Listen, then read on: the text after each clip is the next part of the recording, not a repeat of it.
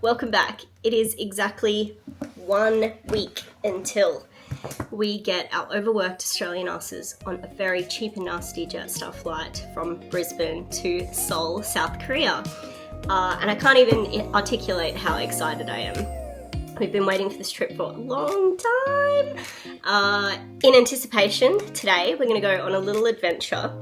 The great Google has told me there is an iconic franchise, a restaurant chain that's very popular in Seoul called Sinjeon, I think it's called. Sinjeon, I'm probably butchering that. But they have hundreds of restaurants across Seoul, and they have opened a small handful, I think 9 internationally. And crazily, 3 of those is actually in Brisbane, Australia. So I'm going to go on a little adventure and try and find that. Come along with me and let's see what we get. And then maybe after Seoul, we can compare how it actually stood up compared to that chain in Seoul itself.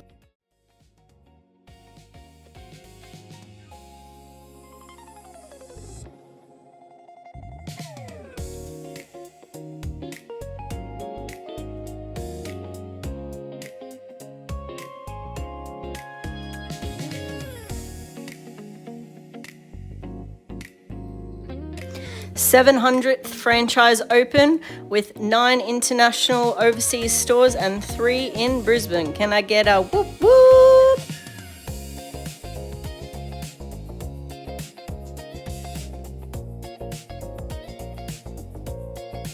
One thing I think worth noting is the cost in Australia compared to what I'm imagining the cost going to be in Seoul. My 2 items that were for Cobb and I to share plus the drink was over $40, which does feel quite expensive, but we'll see how they go. I can't blame the Koreans for the ridiculous Australian economy. Absolutely everything is expensive here. Let's get this home and give it a go! Okay, so we have our crispy Korean fried chicken bibimbap and the specialty, which was the rosé tteokbokki with fish cakes and other meat bits and pieces. A little bit of gochujang, I assume that's for the bibimbap, the fried chicken, some choppies, and some serviettes. Let's get into it. Right off the bat, the rosé tteokbokki smells very good. You can certainly smell the sausage and the fish cake. Josie is very interested.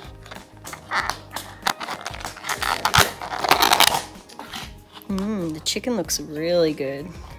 It smells nice. Looks like it's quite crispy.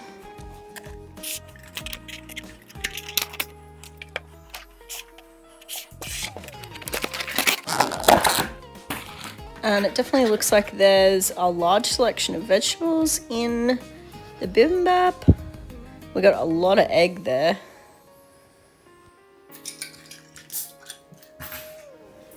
And I also got this pineapple drink, which is zero calories. It just looks like a soft drink. I've never had it before.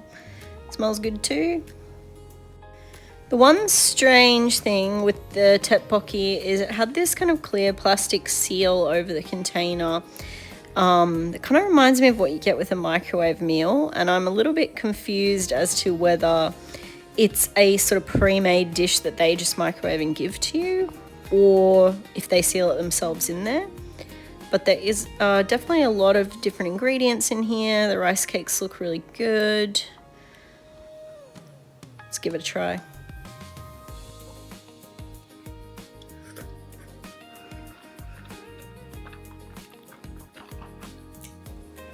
The sauce is very sweet. I was expecting it to be a bit more spicy, but it is very creamy.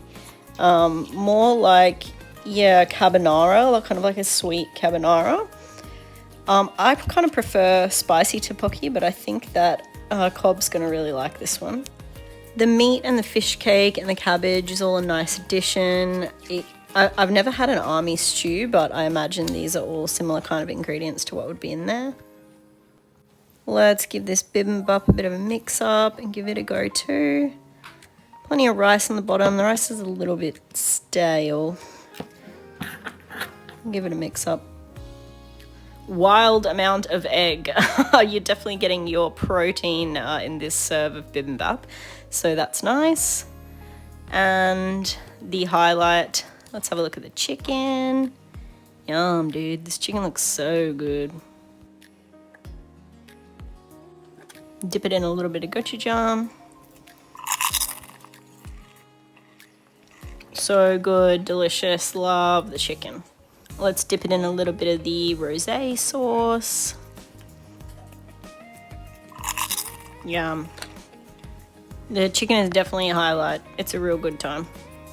I know people say Korean fried chicken is like Korean KFC. It doesn't really taste like that. It's got a much crispier and more robust flavor, and I'm really into it. I think the little bit of sauce they have on it and the sesame seeds are a nice addition too. Honestly, if I was to pick again, I probably would have like just got the chicken and a spicy tteokbokki. I don't know if I needed the whole bibimbap bowl. And as I said, I probably would have preferred a spicier tteokbokki than the rosé, but still good. Do I think this weighs up as worth being called one of the best restaurant chains from Seoul? That I'm not sure. I think I maybe had big expectations. It was nice, but I have had a lot of nice tteokbokki before. Like I said, the chicken went hard. Definitely give the chicken a go.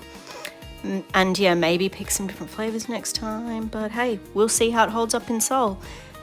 Thanks so much for watching. We're a really new channel and I'm getting a video up every week, which is proving to be a little bit difficult, but making it happen. So thanks for being on the journey with us, and please like and subscribe if you haven't already.